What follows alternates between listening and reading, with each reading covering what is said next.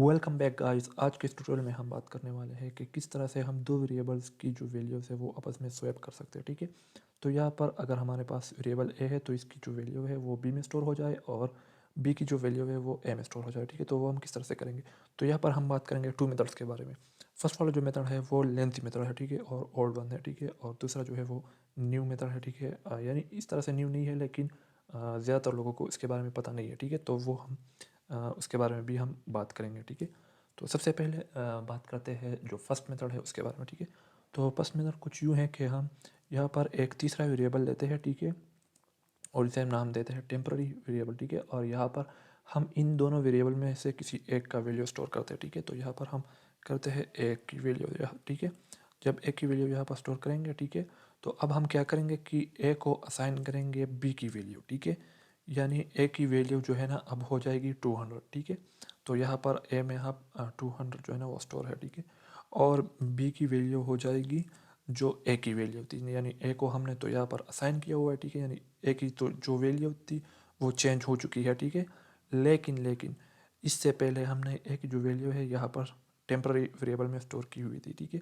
तो इस temporary variable की जो वैल्यू होगी वो ए की वैल्यू होगी। ठीक है, तो वो हम यहाँ पर असाइन करेंगे बी को। ठीक है, इस तरह से। ठीक है, और जब हम इसे कंसोल करेंगे, ठीक है, तो आप देख सकेंगे कि हमारे जो वेरिएबल्स है उनकी जो वैल्यूज़ है वो आपस में स्वैप हो चुकी है। ठीक है, तो यहाँ पर हम कंसोल करते हैं ए एंड बी। ठीक है, तो जब यहाँ पर हम इसे प्रिंट करेंगे तो आप देख सकते हैं कि ए की जो वैल्यू है अब 200 है। ठीक है, और बी की जो वैल्यू है वो 100 है। ठीक है, तो इस तरह से हमारी जो वेरिएबल्स की वैल्यूज़ है वो स्वैप हो चुकी है। ठीक है, लेकिन अब बात करते हैं सेकंड मेथड की तरफ। ठीक है, तो सेकंड जो मेथड है, ठीक है, उनमें इन सब की जो है ना वो ज़रूरत नहीं है। ठीक है, और ये एक वन लाइनर मेथड है। ठीक है, तो उसके लिए हम यूज़ करेंगे एरे डिस्ट्रक्चरिंग का। ठीक है, इस तरह से तो हम यहाँ पर ए रखेंगे। ठीक है, और फिर रखेंगे बी। ठीक है, और इसे इक्वल और दोबारा एरे लेंगे। ठीक है, और एरे में बी की वैल्यू फर्स्ट पर रखेंगे, फर्स्ट एलिमेंट होगा। ठीक है,